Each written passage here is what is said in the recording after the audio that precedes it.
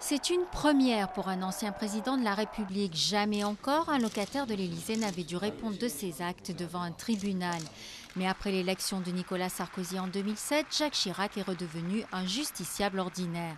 Le parquet a eu beau demander un non-lieu dans l'affaire des emplois fictifs de la mairie de Paris.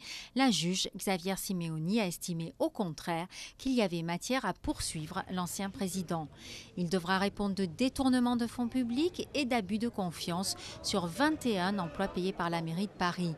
La mairie dirigée par Jacques Chirac de 1977 à 1995. Selon la juge, ces emplois n'auraient jamais dû être payés par l'hôtel de ville.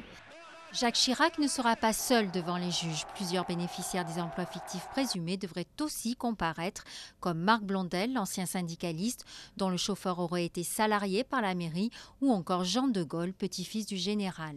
En vacances au Maroc avec sa famille, Jacques Chirac a immédiatement réagi. Dans un communiqué, il s'est dit serein et décidé à démontrer, comme il le répète depuis 2 ans, qu'aucun des emplois incriminés n'était fictif. Le parquet a 5 jours pour faire appel. S'il le fait, c'est la cour d'appel qui tranchera.